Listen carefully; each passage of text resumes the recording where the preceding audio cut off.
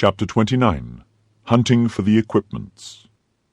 The most preoccupied of the four friends was certainly D'Artagnan, although he, in his quality of guardsman, would be much more easily equipped than Messieurs the Musketeers, who were all of high rank.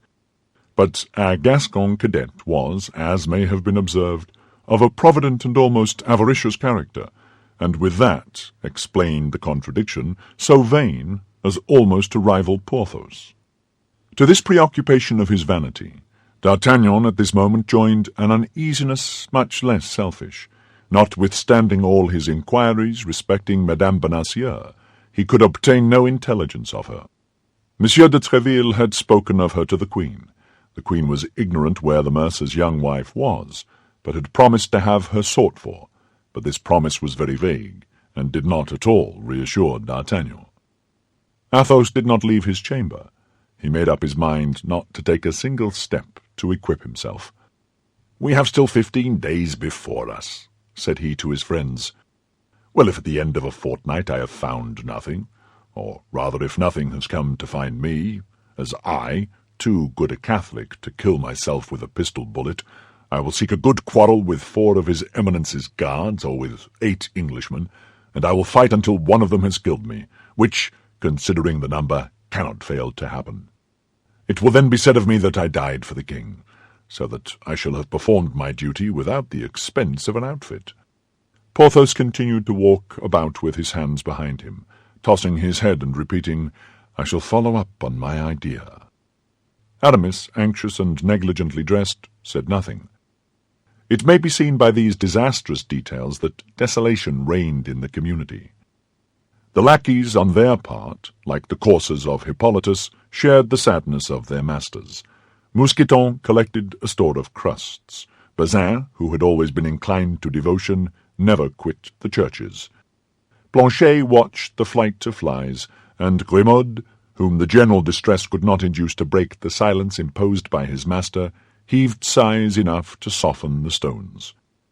The 3 friends, for as we have said, Athos had sworn not to stir a foot to equip himself, went out early in the morning, and returned late at night.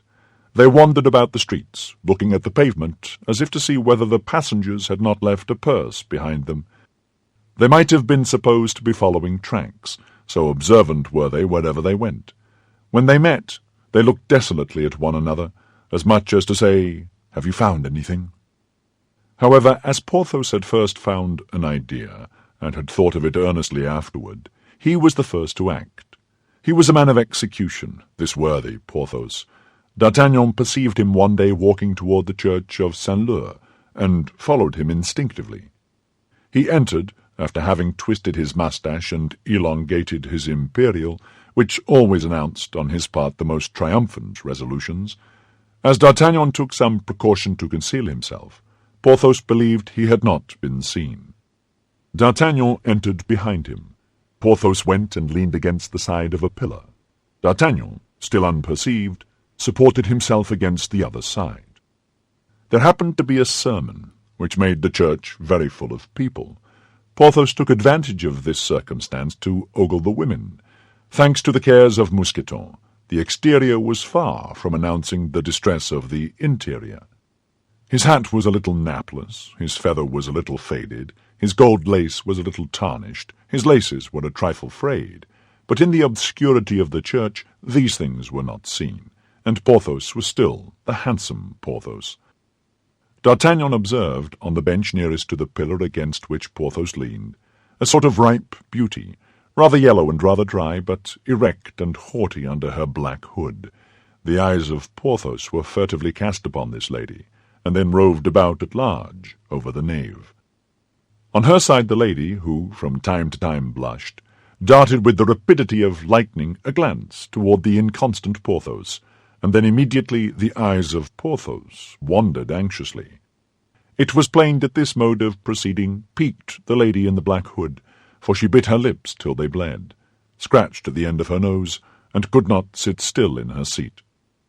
Porthos, seeing this, retwisted his moustache, elongated his imperial a second time, and began to make signals to a beautiful lady who was near the choir, and who not only was a beautiful lady, but still further, no doubt, a great lady, for she had behind her a negro boy, who had brought the cushion on which she knelt, and a female servant who held the emblazoned bag in which was placed the book from which she read the Mass. The lady with the black hood followed through all their wanderings the looks of Porthos, and perceived that they rested upon the lady with the velvet cushion, the little negro, and the maidservant. During this time Porthos played close. It was almost imperceptible motions of his eyes, fingers placed upon the lips, little assassinating smiles, which really did assassinate the disdained beauty. Then she cried, "Ahem!" under cover of the mea culpa, striking her breast so vigorously that everybody, even the lady with the red cushion, turned round toward her. Porthos paid no attention. Nevertheless, he understood it all, but was deaf. The lady with the red cushion produced a great effect, for she was very handsome, upon the lady with the black hood, who saw in her a rival really to be dreaded, a great effect upon Porthos, who thought her much prettier than the lady with the black hood, a great effect upon D'Artagnan, who recognized in her the Lady of Meun, of Calais, and of Dover, whom his persecutor, the man with the scar, had saluted by the name of Milady. D'Artagnan, without losing sight of the lady of the red cushion, continued to watch the proceedings of Porthos, which amused him greatly. He guessed that the lady of the black hood was the procurator's wife of the Rue aux Ours, which was the more probable from the church of Saint-Leu being not far from that locality.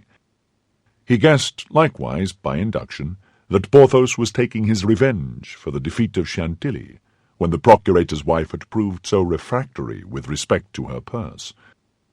Amid all this, D'Artagnan remarked also that not one countenance responded to the gallantries of Porthos. There were only chimeras and illusions.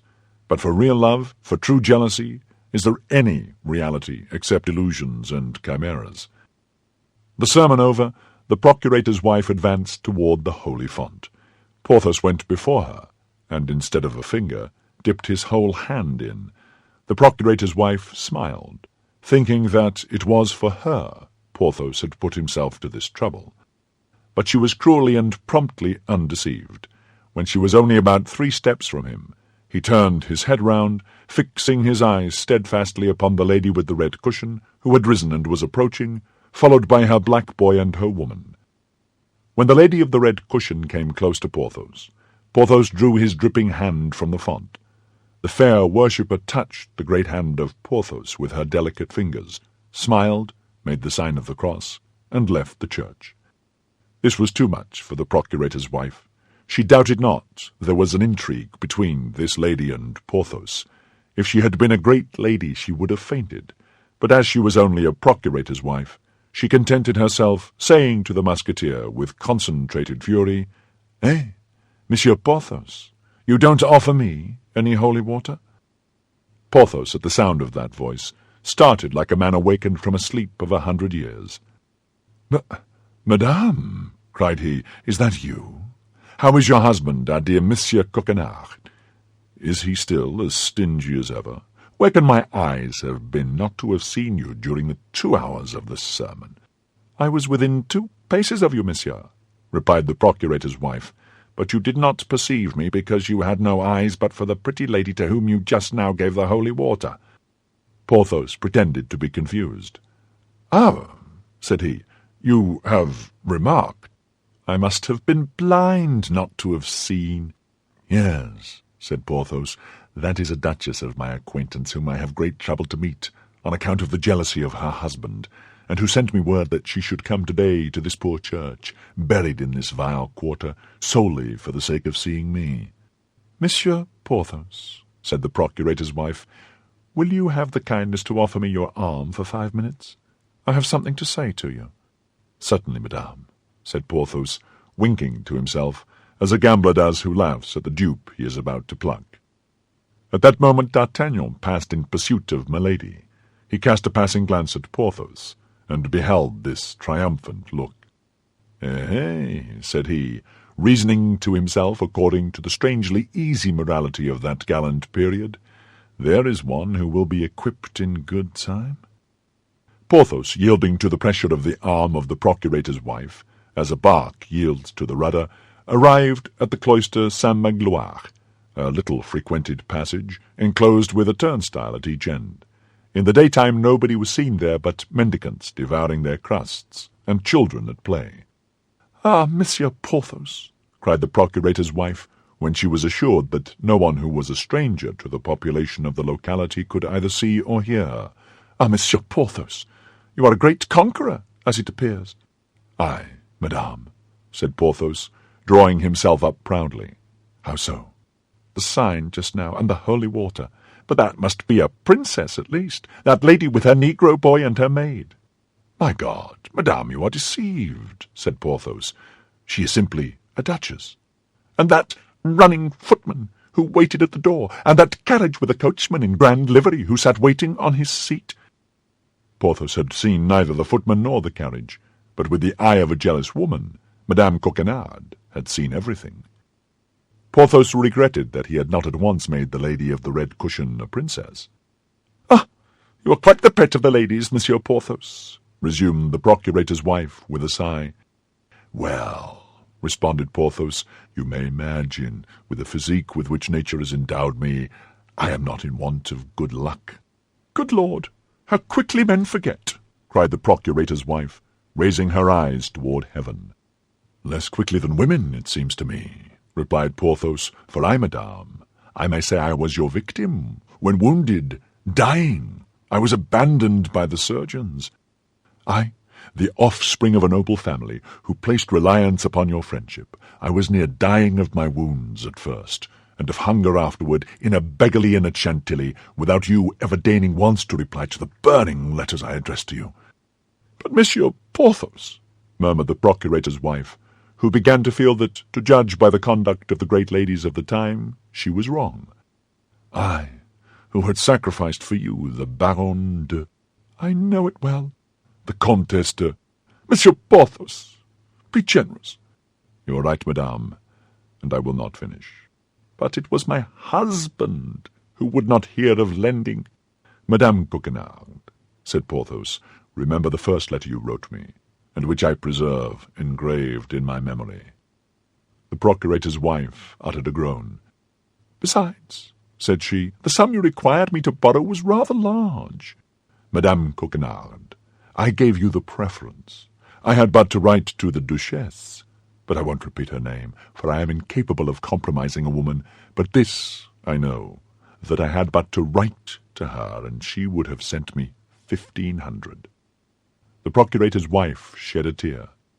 "Monsieur Porthos," said she, "I can assure you that you have severely punished me, and if in time to come you should find yourself in a similar situation, you have but to apply to me."